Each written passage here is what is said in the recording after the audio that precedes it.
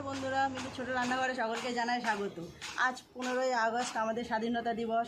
সেই উপলক্ষে সকলকে জানাই আমার আন্তরিক ভালোবাসা ও অভিনন্দন। সারা দেশবাসীর কাছে যেমন খুব আনন্দের একটা গর্বের দিন, আমাদের সবার কাছে তাই। তো আজকে এছাড়াও আমাদের বাড়িতে আর একটা স্পেশাল অকেশান আছে। আজ আপনাদের দাদা, আমার হাজব্যান্ডের জন্মদিনও আছে। তো সেই উপলক্ষে আমরা একটু বেশি আনন্দিত। আজ এই দেখুন, আমাদের বাড়িতে পতাকা তোলা হয়ে গেছে।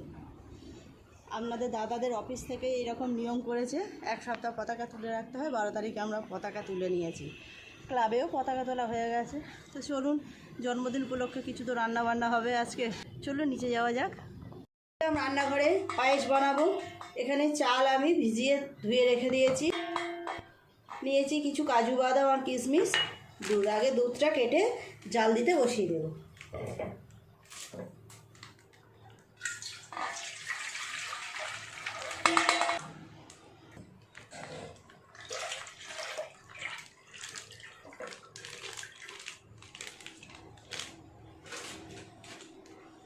3 প্যাকেট দুধ আমি কেটে নিয়ে বসিয়ে দিলাম।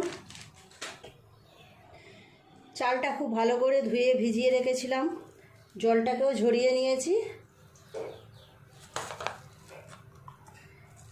ঘি দিয়ে মিশিয়ে রাখবো চালটা একটু, তাহলে পায়েস থেকে খুব সুন্দর একটা ঘিয়ের সেন্ট বের হয়, খুব ভালো লাগে।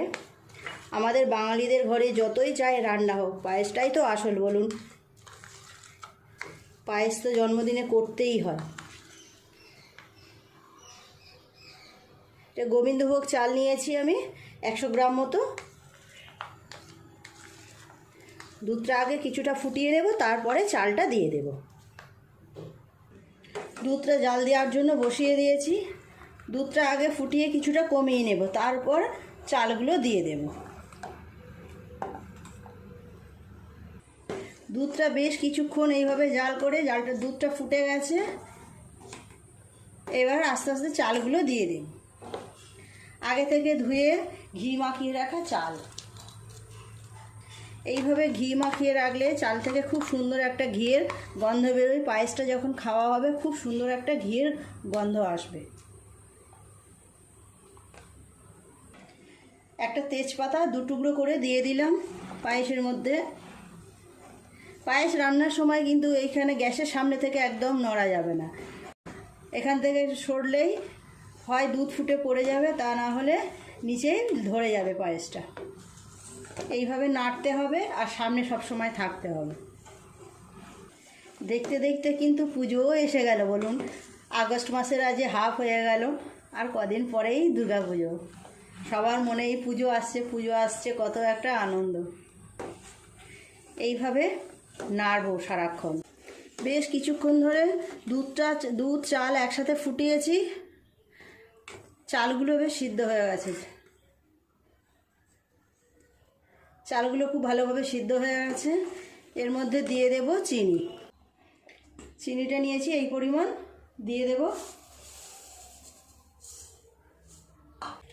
আমি 4টে বাতাসা নিয়েছি, এই 4টে বাতাসা এর মধ্যে দিয়ে দেব। বাতাসাটা দেওয়ার জন্য খুব সুন্দর একটা রং আসবে। দিয়ে দেবো 2টো এলাচ ফাটিয়ে রেখেছি মুখটা। এখন কিন্তু সমানে এইভাবে নাড়তে হবে। দুধটা দেখুন অনেকটা গাঢ় হয়ে গেছে। চালগুলো তো খুব ভালোভাবে সিদ্ধ হয়ে গেছে। এই সময় আমি কাজু বাদাম আর কিশমিশটা একটু ভেজে নেব। দিয়ে দেবো অল্প ঘি, কাজু বাদাম আর কিশমিশ অল্প একটু হালকা করে নেড়ে চেড়েই নামিয়ে নেব। খুব বেশি ভাজবো না, হালকাভাবে একটুখানি নেড়ে চেড়েই নামিয়ে নেব। হয়ে গেছে, গ্যাস অফ করে দেবো।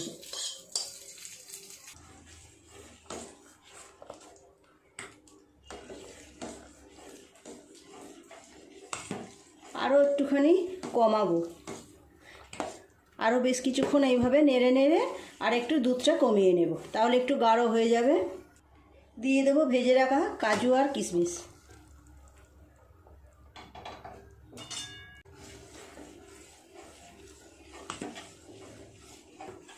পায়েসের রঙটা কেমন এসেছে দেখুন, খুব সুন্দর রং এসেছে। বাতাসাটা দেওয়া, তার জন্য হালকা লাল লাল রং এসেছে, প্রায় হয়ে এসেছে। আর অল্প একটু সময় এইভাবে নেড়ে নিলেই হয়ে যাবে। পায়েসটা পুরোপুরি রেডি হয়ে গেছে। আর আর বেশি গাঢ় করব না, এই রকম নামিয়ে নেব। ঠান্ডা হলে এটা আর একটু গাঢ় হয়ে যাবে।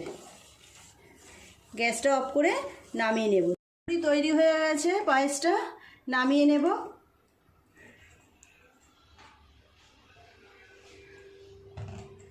আপনাদের অন্য একটা জায়গায় তুলে দেখাবো। আমরা তো জানি যার জন্মদিন, যার নাম করে পায়েস করা হয়, তার জন্য আগে তুলতে হয়। অন্য একটা জায়গায় তুলে নেব। বার্থডে বয়ের জন্য পায়েসটা আলাদা করে আগে তুলে নেব। বন্ধুরা দেখুন, তৈরি হয়ে গেল আমার আজকের রেসিপি চালের পায়েস। খুব সুন্দর সেন্ট বের হচ্ছে। তো প্লিজ বন্ধুরা, আজকের রেসিপিটা কেমন লাগলো কমেন্ট করে জানাবেন। আর আমাদের বয়োজ্যেষ্ঠ যারা আছেন তারা সবাই আমার হাজব্যান্ডকে আশীর্বাদ করবেন। ও আজকে সবার কাছে আশীর্বাদ প্রার্থী। তো বন্ধুরা প্লিজ আজকের রেসিপিটা কেমন লাগলো কমেন্ট করে জানাবেন। যদি ভালো লাগে তাহলে একটা লাইক করে দেবেন। আমার চ্যানেলটি সাবস্ক্রাইব করে পাশের বেল ঘন্টিটা ক্লিক করে দেবেন। তাহলে যখনই আমি নতুন কোনো ভিডিও আপলোড করব তার সাথে সাথে সবার আগে আপনার নোটিফিকেশনে পৌঁছে যাবে। সবাই খুব ভালো থাকবেন। দেখা হচ্ছে নতুন কোনো ভিডিওর সাথে। নমস্কার।